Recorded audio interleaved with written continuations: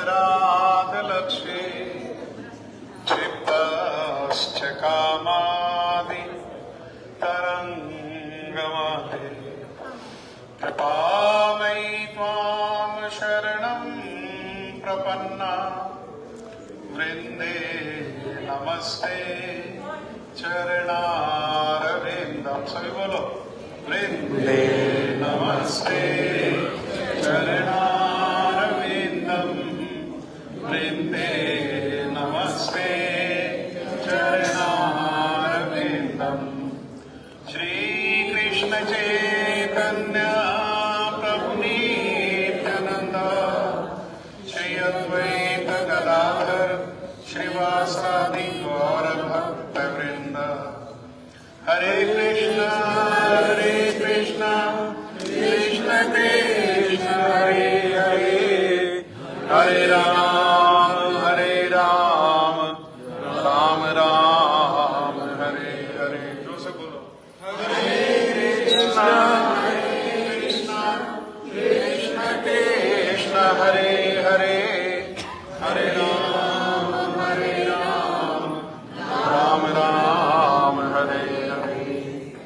मैं सर्वप्रथम मेरे गुरु पाद पद्म नित्य लीला प्रविष्ट ओम विष्णुपाद परमहंस परिव्राजकाचार्य अस्तोत्र शत युगाचार्य श्री श्रीमद भक्ति वेदांत शील नारायण गोस्वामी महाराज जी के अभय चरणारविंद में अनंत कोटि दंडवत प्रणाम करते हुए उनकी कृपा याचना करता हूँ। तदुपरांत नित्य लीला प्रविष्ट ओम विष्णुपाद स्तोत्र श्री श्रीमद भक्ति वेदांत स्वामी महाराज शील प्रभुपाद जी के चरण सरोज में अनंत कोटि दंडवत प्रणाम। रूपानुगत गुरु परंपरा के चरणों में अनंत कोटि दंडवत प्रणाम। शील रूप गोस्वामी पाद, शील जीव गोस्वामी पाद, श्री राधा दामोदर जी, शील रूप गोस्वामी पाद समाधि मंदिर, शील रूप गोस्वामी पाद भजन कुटीर, उपस्थित वैष्णव वैष्णवी माता भाई बहन प्रभु, आप सभी को मेरा यथा योग्य प्रणाम। जैसा हमने सुना, श्री यशोदा दामोदर और श्री राधा दामोदर, श्री राधा दामोदर जी का आपने दर्शन किया, अन्य अन्य ठाकुर भी उनके साथ है। तो अगर किसी से मिस हुआ है तो अभी परिक्रमा करने के समय वहां रुक करके ऊपर देखेंगे तो किसके ठाकुर है, ठाकुर का क्या नाम है, वो ऊपर लिखा हुआ है और नीचे वो सब जो है वो दर्शन है। ठीक है, तो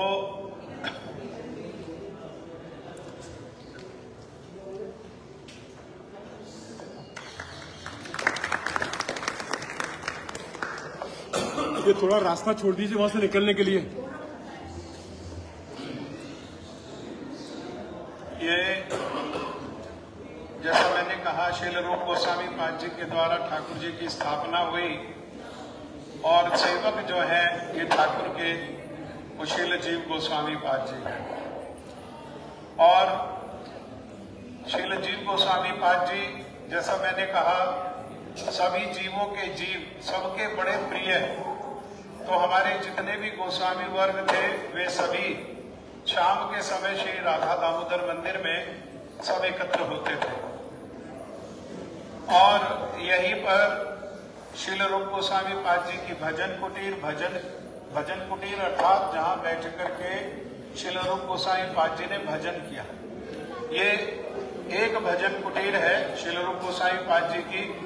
इसी प्रकार से श्री गिरिराज में नंद भवन के सामने वहां पर एक स्थान है टेर कदम।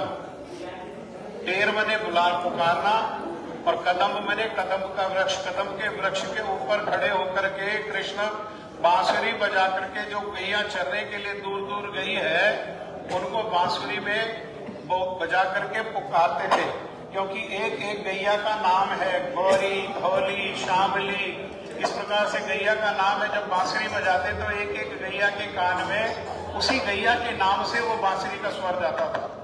और वही वे जो है गोपियों को भी बांसुरी बजा करके एकत्र करते थे वही बात।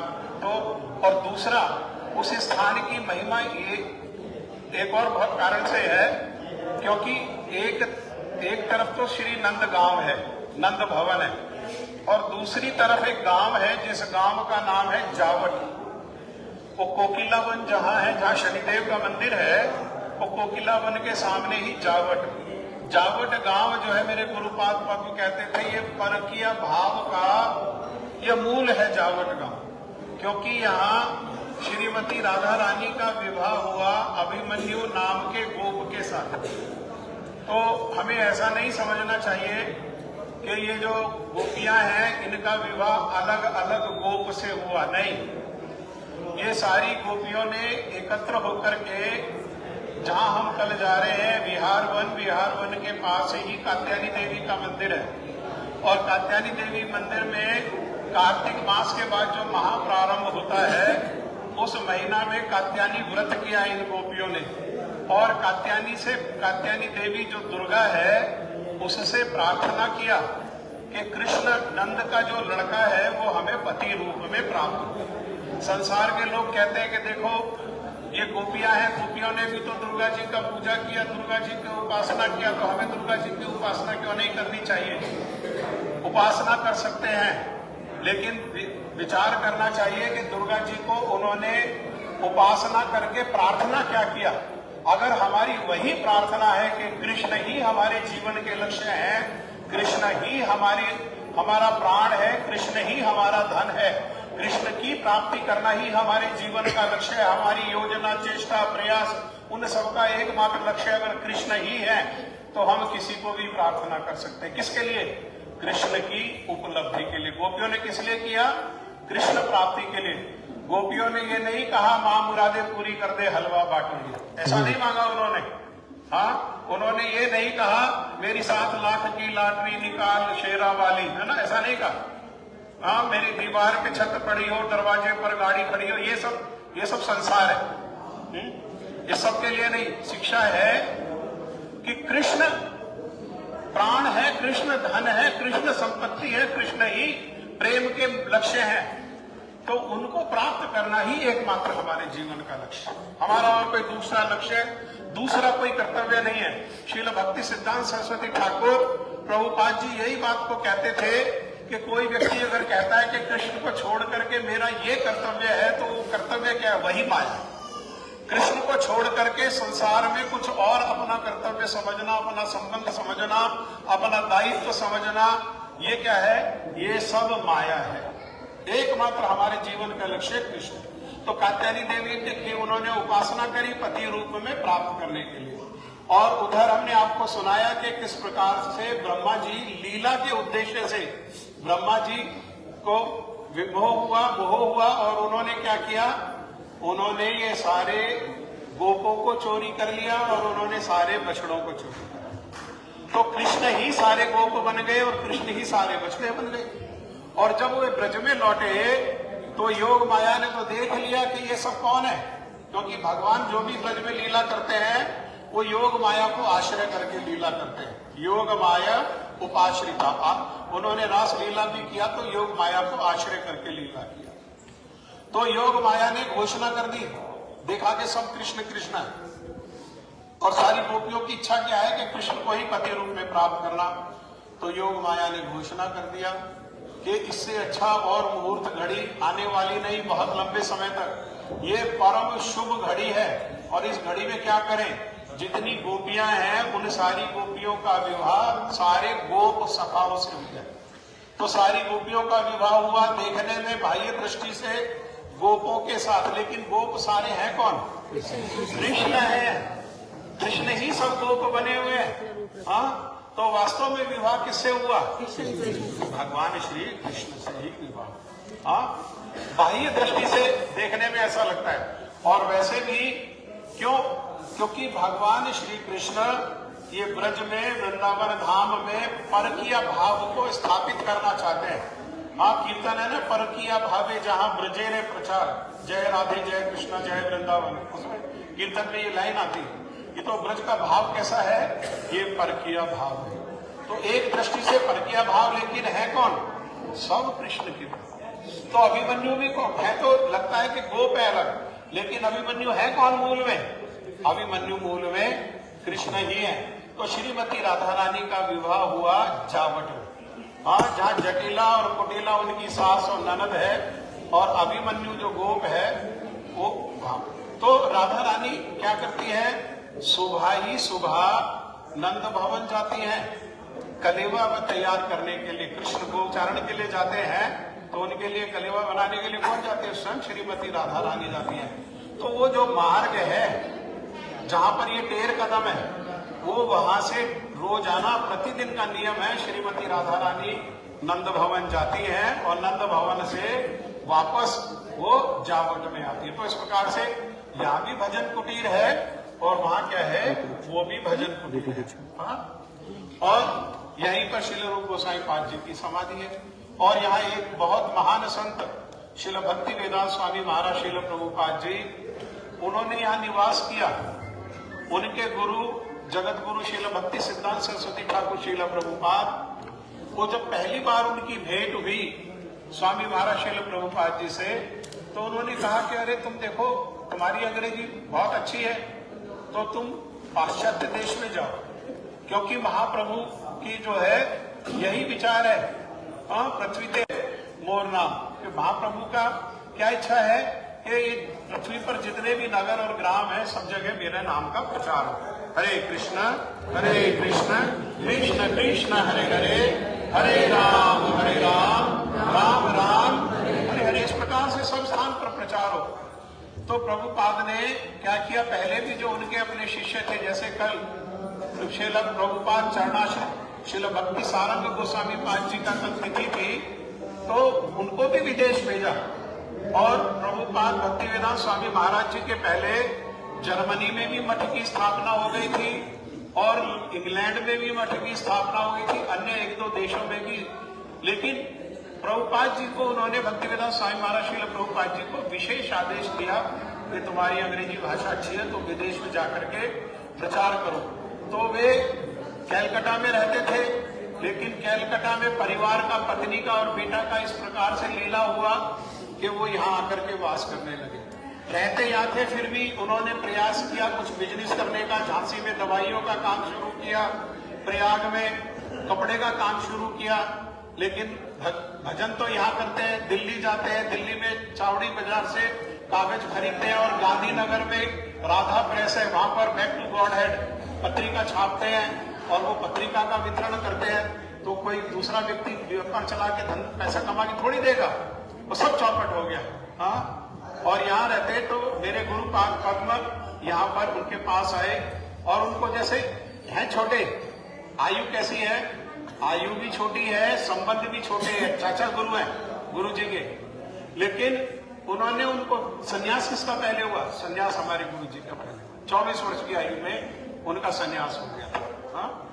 तो उन्होंने कहा कि देखो, हम यहाँ दवाई बेचने के लिए नहीं आए, कपड़ा बेचने के लिए नहीं आए हैं, किस कार्य के लिए आए हैं, ये महाप्रभु की जो इच्छा है, और महाप्रभु की इच्छा को किसने जाना, ये श्री चैतन्य मनोविष्टम स्थापितम येन भूतले, ये श्री रूप गोस्वामी पाद, और जिन्होंने श्रीमन महाप्रभु के मनोअभिष्ट को जान करके सारे संसार में उनके मनोअभिष्ट को प्रकाशित किया।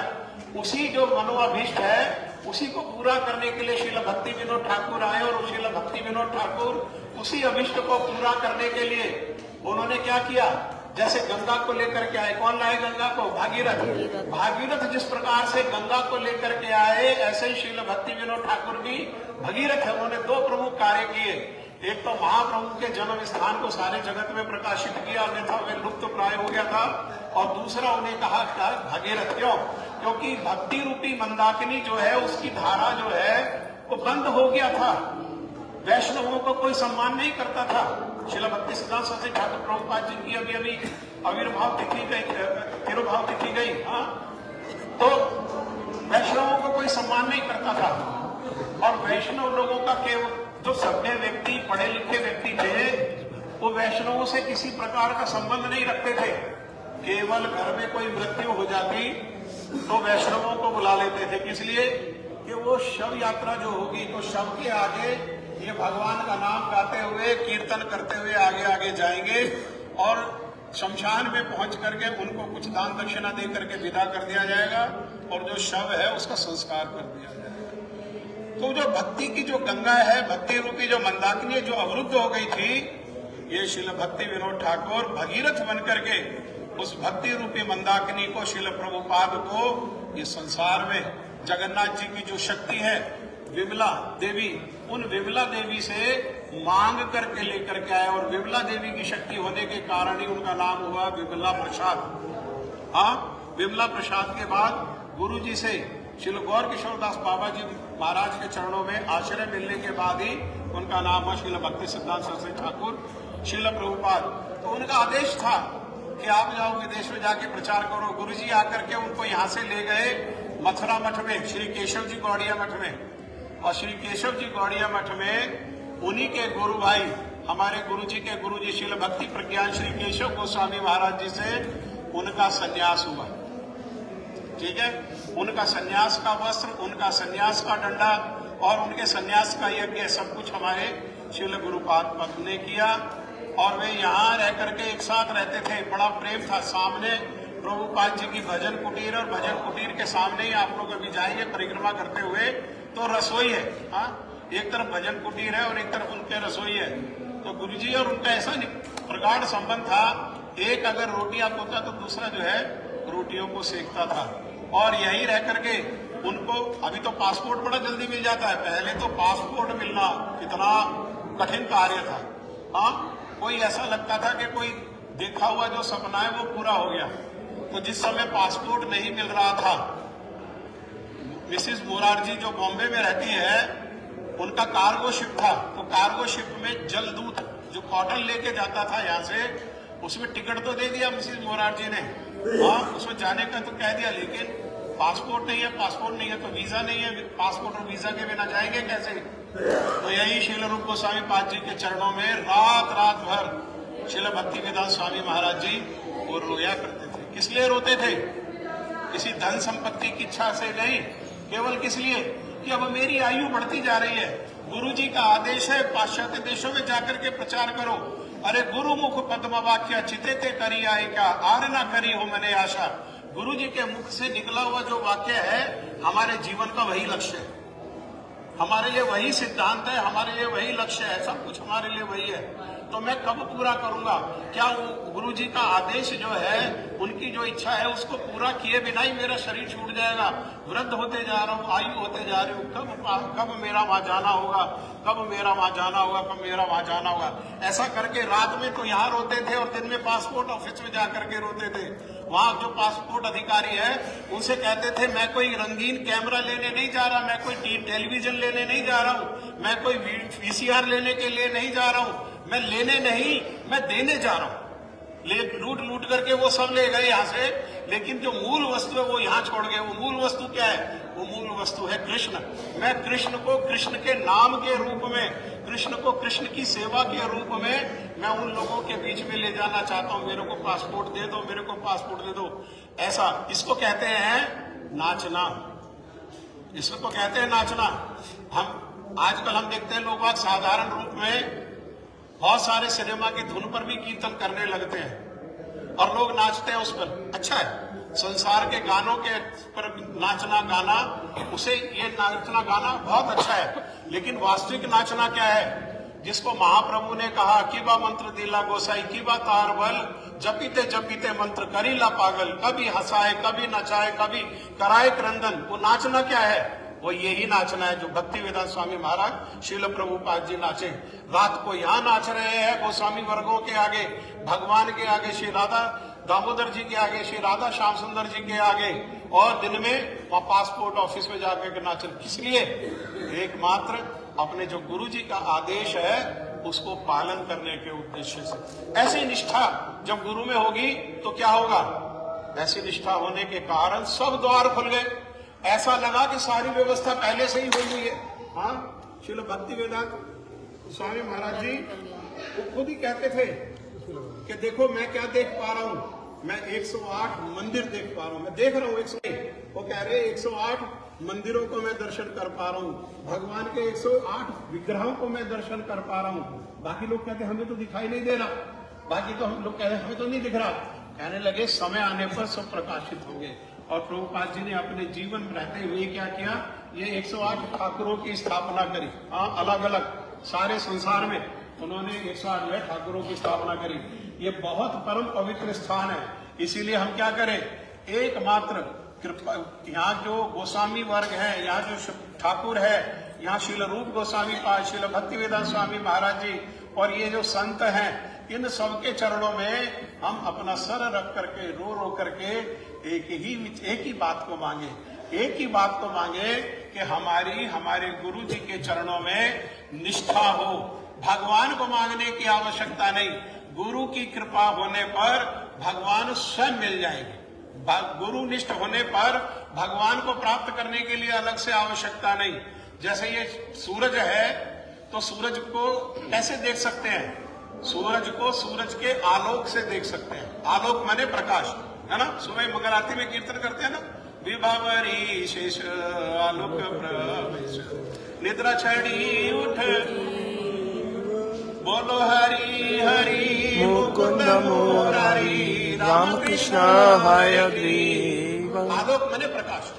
सूरज को हमारी आंखें होने से भी, जब तक सूरज की कृपा नहीं होती है तब तक हम सूरज को नहीं देख सकते था। सूरज को देखने के लिए आलोक, सूरज के प्रकाश की आवश्यकता है। ऐसे ही भगवान को देखने के लिए भगवान के आलोक, भगवान की कृपा की आवश्यकता है। भगवान का आलोक कौन है?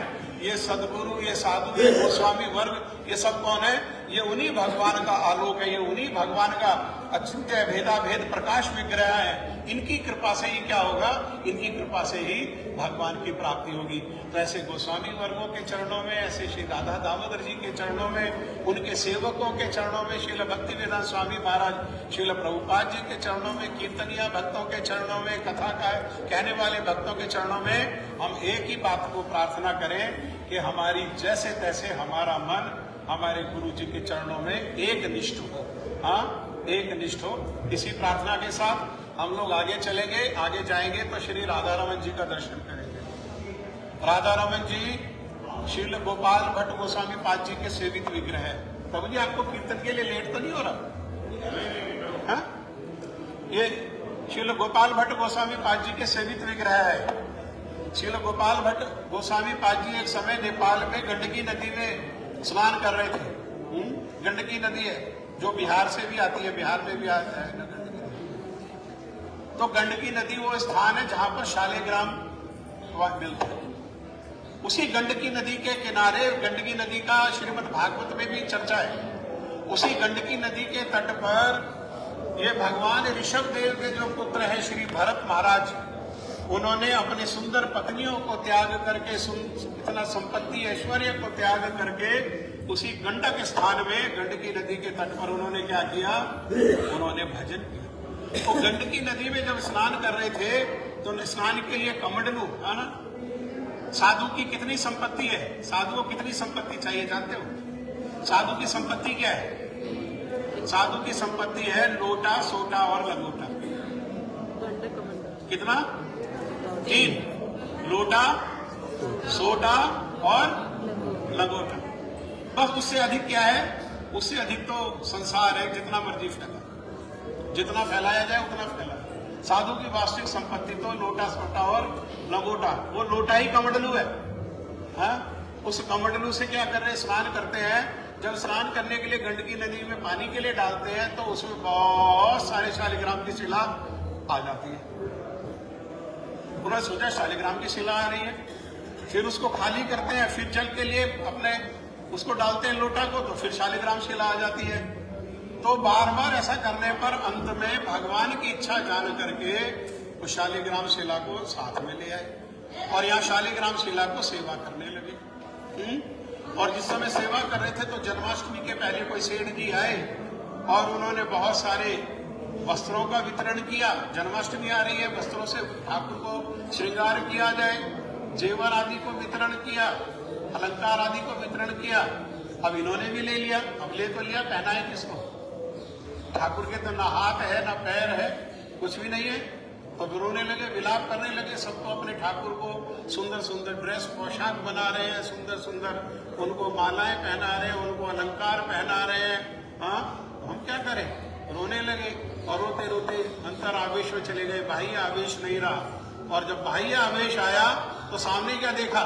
वही शालिग्राम की जो शिला है वो श्री राधा दामोदर जी में, राधा रमन जी में प्रकट। हाँ, राधा रमन ठाकुर जी है खाली अकेले, तो राधा रमन मतलब राधा रानी में रमण करने वाले जो राम है, जो हम हरे कृष्ण मंत्र में राम बोलते हैं दूसरी लाइन में, वो राम सीता राम नहीं है, वो दशरथ नंदन राम नहीं है, वो हनुमान का राम नहीं है। वो कौन है? राधा रानी में रमण करने वाले जो राम है वही राम, क्योंकि हरे हरे जो है वो भगवान की आह्लादनी शक्ति स्वयं श्रीमती राधा रानी है। और जब पुकारते हैं जैसे राधा, तो पुकारने में राधे, हरा हरा को पुकारते हैं संबोधन में हरे, तो हरे जो राधा रानी है उनके साथ राम नहीं आएंगे। राम किसके साथ आएंगे? सीता जी के साथ आएंगे। ठीक है, तो वही राधा रमन जी है। हम अभी यहाँ पर 4 परिक्रमा करेंगे प्रार्थना करते हुए, है ना, जैसा जैसा हमारे हृदय में विचार है, जो हमने कथा को सुना है हरि गुरु वैष्णव की कृपा के एकमात्र उद्देश्य से। ये तो वृंदावन है, हाँ, यहाँ तो सब कुछ मिल जाता है, सब कुछ मिल जाता है। गिरिराज जी की परिक्रमा करने जाते हैं लोग, जिनका घर नहीं होता वो शिला के ऊपर शिला रख देते हैं, वापस जाने पर घर बन जाता है। जिनकी लड़की की शादी नहीं हो पाती, लड़की की आयु निकलने लगती है, एक पेड़ की एक टहनी को दूसरी टहनी से बांध देते हैं, घर में जाकर के रिश्ता हो जाता है। लेकिन हम सब इसके लिए नहीं आए। अगर ये सब करेंगे वृंदावन में आकर के, हाँ, तो क्या होगा? ये सब के लिए नहीं आए, हम दुकान खोलने के लिए नहीं आए। जैसे मेरे गुरुजी कहते थे परिक्रमा मार्ग होता है, तो परिक्रमा मार्ग में बहुत सारे लोग मंदिर बना के बैठ जाते हैं, क्योंकि जानते हैं कि यहीं से लोग आएंगे तो चढ़ावा कहाँ चढ़ाएंगे, यही चढ़ाएंगे, और चढ़ावे से क्या होगा? उसको मैं खाऊंगा, मेरे बच्चे खाएंगे, हम भोगेंगे। इस काम के लिए हम नहीं आए हैं। हम लोग एकमात्र हरि गुरु वैष्णव की सेवा के उद्देश्य से आए हैं। उन्हीं की सेवा मांगे, उन्हीं के चरणों में निष्ठा मांगे, एकमात्र ये मांगने पर ही हम लोगों को सार्थक होगा।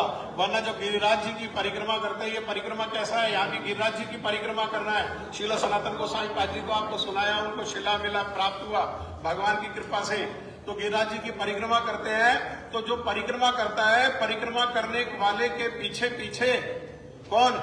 मुक्ति और भुक्ति दोनों चलते हैं। मुक्ति अर्थात मोक्ष, भुक्ति अर्थात भोग, कि जैसे ही इसके हृदय में भोग की इच्छा है तो इसको भोग की इच्छा पूरा कर दे, मोक्ष की इच्छा है तो मोक्ष की इच्छा को पूरा कर दे। भुक्ति मुक्ति पीछे पीछे चलते हैं, लेकिन पीछे पीछे स्वयं गिरिराज कौन है? अभिन्न श्याम सुंदर, हाँ, वो भी पीछे पीछे चलते हैं। जिनके हृदय में भक्ति की इच्छा होती है वही गिरिराज जी अर्थात वही श्याम सुंदर उनको भक्ति की इच्छा पूरी करते हैं। और जो मुक्ति की इच्छा से आता है उसको मुक्ति प्राप्त होती है, जो भोग की इच्छा से आता है उसको भोग प्राप्त होता है। लेकिन हमें ना भोग चाहिए, हमें ना मुक्ति चाहिए, हमें क्या चाहिए? हमें कृष्ण भी नहीं चाहिए, हमें कृष्ण को भी नहीं देखना, हमको एकमात्र हरि गुरु वैष्णव की सेवा चाहिए। हरि गुरु वैष्णव की सेवा के लिए एकमात्र हम उस सेवा के लिए आए हैं, उसी सेवा की वांछा करते हुए हम लोग परिक्रमा करेंगे। हाँ?